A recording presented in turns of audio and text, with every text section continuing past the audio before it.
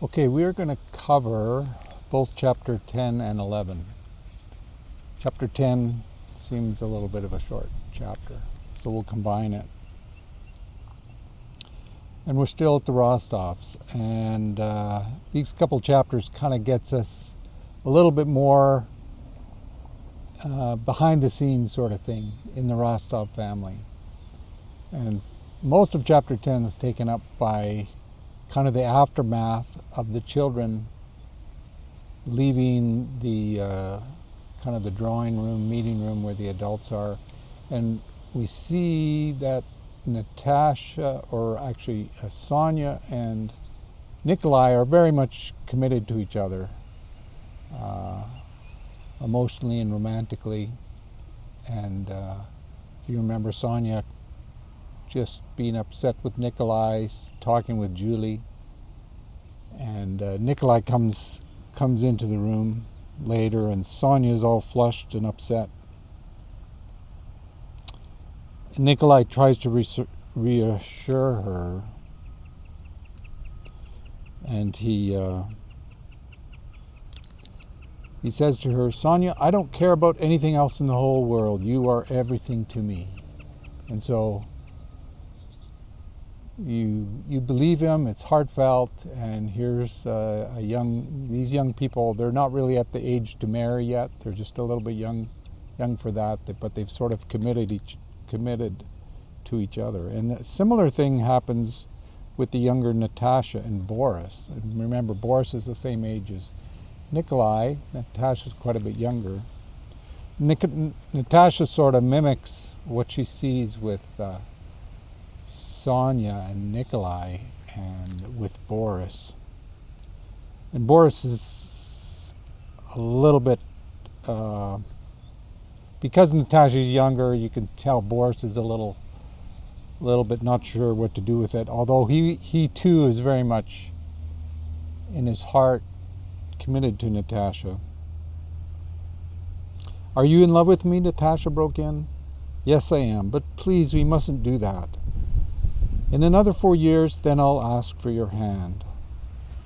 And so you get this sense of decorum with Boris, and just, Natasha's sort of in this innocent way in love with Boris, and Boris, as a few years older, very genuinely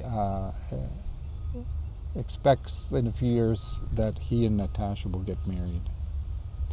"Settled?" replied Boris. "Forever," or I should say, "Forever?" asked the little girl. "Till death itself." And with the look of happiness on her face, she took his arm and they walked slowly to the sitting room. And so you just get this, what I like about this is just the simple purity of these interactions between these two couples. And it's youthful, it's bright, we could say innocence about it, but it's pure and it's authentic. And let me know if anything stands out to you about that interaction. I didn't really read too much about that, but.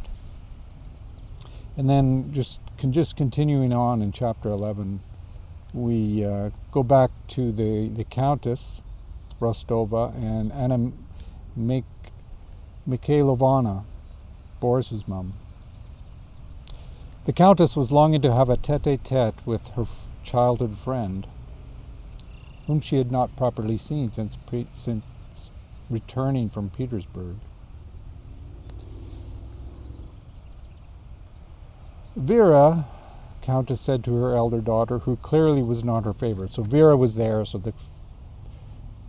these two older ladies want to have a talk, and Vera's just kind of lingering there, sort of innocently, and her mother is kind of getting upset because she's not getting the clue. "Vera," she said to her eldest daughter, who was clearly not her favorite, "how is it that you haven't the least understanding? Don't you see that you are not wanted here? Go along." The handsome Vera smiled disdainfully, but did not seem to be hurt at all. "If you had told me sooner, mother, I should have gone at once." And so there's a lot of complexity here. the phrase, who clearly was not her favorite. And so remember, this is the eldest daughter of surviving children. You know, the Countess perhaps dealing with death. We learned earlier how Vera was treated differently as the eldest compared to the younger ones. The younger ones were treated with much more kind of a chill, less seriousness, but Vera was kind of set apart. And here again, we see that play out here. And I just want to underline how there's an inevitability to this. It's not like her mother. You could say she could easily speak kindly, but in another sense, there's a momentum to how the whole situation has evolved, the relationship has evolved, all the forces and emotions that just slowly, day by day, build up in the context of a family. And there comes a time when you're interacting a certain way, and you could say, well, just behave differently, but there's a sense in my mind, well, this is not really an option. And you can see Vera herself has sort of adopted this persona of being isolated, and you can tell she's developed some psychological self-protection. And so, yeah, we'll just kind of see this interplay, and I don't want to make any quick judgments one way or the other regarding it, but just see how this evolves, and you wonder about all these influences, both leading the mother to kind of treat Vera a little bit harshly, and Vera herself kind of having this cold demeanor. And so Vera leaves, and she goes and she has this interaction with the other four, the two couples, and it's again reinforces how Vera is sort of set apart. She's different. She's not part of this group of younger children, and there's animosity and some cruelty between them, but it's just like a matter of routine, a matter of their roles, and you just see this play out. So Vera, she passed into the other room, and she stopped, smiling scornfully. Sonya was sitting close to Nikolai, who was copying some poetry for her. Boris and Natasha was in the other window, and they all stopped talking as soon as Vera came into the room. Sonya and Natasha looked at Vera with guilty, happy faces. And then we get this whole interaction of kind of Vera sort of saying, you guys are behaving like children, you should be ashamed of yourselves. And it's so silly, said Vera, I'm ashamed of you. Everyone has secrets of his own. We don't interfere with you and Berg, said Natasha heatedly. And so apparently Vera, she's not completely alone. She seems to be either have this what I would assume someone who she's going to marry named Berg. I should think not, said Vera, since there's never anything wrong with what I do. But I'm going to tell Mother how you behave with Boris. And so she's kind of...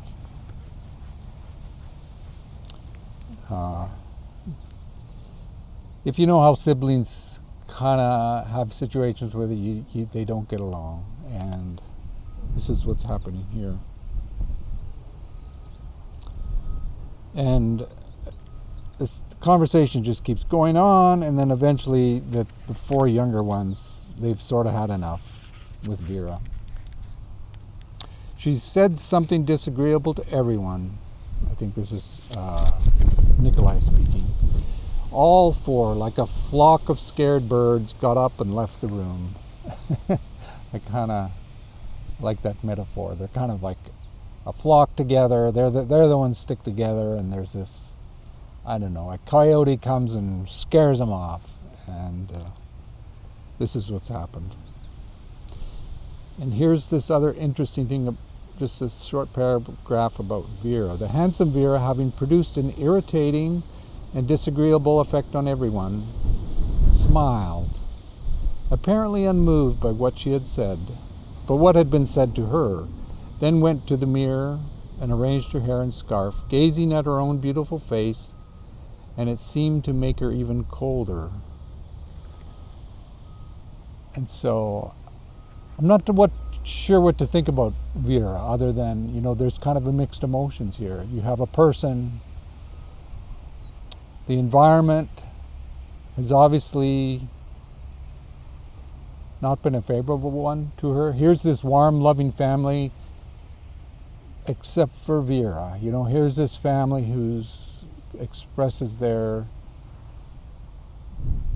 how much it seems to be a warm, bright place, except for Vera. And it's not that, and again, I just kind of think of the context leading to this. It's like the parents are not willfully trying to set Vera apart. And you remember the father in that paragraph earlier, Vera was saying, yes, I was brought up differently. And the father's quick to kind of say, yes, but she's turned out splendidly as well. There's this, it's not that there isn't love, but not everyone's treated the same. And I think this is true always. And so we'll see. We'll see. I think it would be unkind to say to Vera, you should be kinder to your younger children. And also, it may be a true statement, but it's kind of like there's this sense of the momentum of life cultivates a person into a certain situation, a certain character, a certain persona. And who do you know that can rise above that? Are we choosing freely, or are we a product of our environment and upbringing? It's kind of bringing these questions up. And then we go back to the conversation between the Countess and Anna, and we hear the Countess say, "My life is no bed of roses. Do you think I do not see that at the rate we are living, beyond living our means won't last? It's that club and all its kindnesses." And so this is the first we hear that the Rostov family is sort of in financial trouble. They're not sort of out of money, they're throwing, and even this very day they're throwing this lavish party, presumably instigated by the father, and maybe it's the father who's the one kind of out of control here. And here's another point of stress on the mother, just wondering about the family finances, because she sees it's just like there's an inevitable path to ruin financially for the family, and it's kind of like, what do I do with this? It just adds to this context about the mother's burdens and mental anxiety she's having. And so she's sharing this with her dear old friend. And but then she says, "Oh, but don't talk about me anymore. I wanted to ask you about Boris. And when you went to Moscow, I'm just amazed at how you do this." She's kind of amazed at her friend, how just forthright and determined she is to get what she needs. And she wants to hear the story about, how did you get Boris in the Guards already? Our boy Nikolai, he's just barely in the army as a cadet. And she tells the story. Well, I went and saw Prince Vasily, and he said, all good and kind. Yes, he immediately agreed to help me, and so on and so forth. And so she's embellishing the story, as friends tend to do, unconsciously, I think. Maybe consciously a bit, but I mean, this is how it goes. And she's kind of proud of herself. Look what I did here. And but she goes on to describe how, okay, I got this, but you know what? We have to still pay. Apparently, they have to still pay for all the Boris's uniform and whatever all that costs. It's up to the family themselves to bring those funds to bear.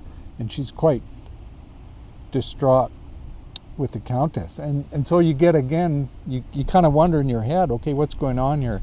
It almost seems to be kind of a mere, is this just two friends confiding, or is this Anna sort of indirectly asking her friend for support to help with Boris's outfit? You know my love for my son. There isn't anything I wouldn't do for his happiness. But my affairs are in such a bad way. I'm in a dreadful position. I've nothing. Literally not a 10 kopeck piece, and I don't know how I'm going to get Boris's outfit. And she took out her handkerchief and began to cry. I need 500 rubles, and all I have is 25. I'm in such a state. My only hope is Count Bezukhov, and so that's the old count. And we learned that actually Boris is a godson.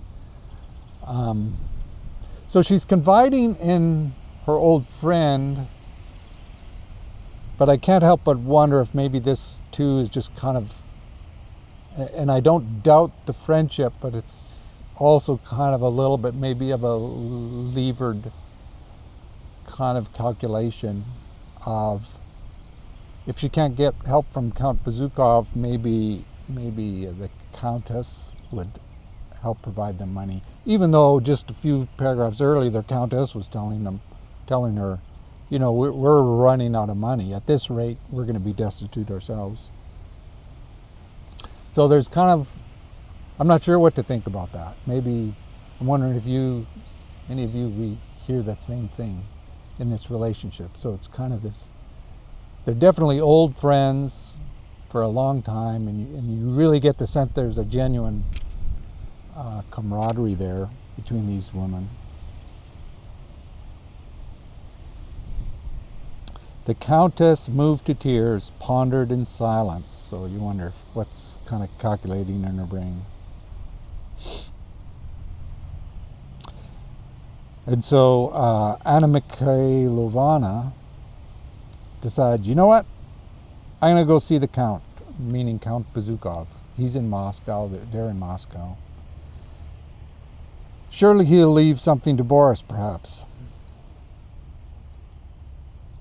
I shall take Boris and go see him at once, and I shall tell him straight out how things stand. So you get this, again, this repeating sense of this woman. Remember how she was with Prince Vasily. When my son's fate's at stake, people may think what they will. It's all the same to me. And so she stood up. There'll be just enough time to go there. And so you have this really strong, pragmatic woman. Has another mission on her mind. And with the business-like air of a Petersburg lady who knows how to make the most of her time, Anna Mikhailovna sent for her son and went into the hall with him. And so they're getting ready to go. And just at the end of the chapter, the Count sees them going and says, hey, are you going to go see the Count Kirill?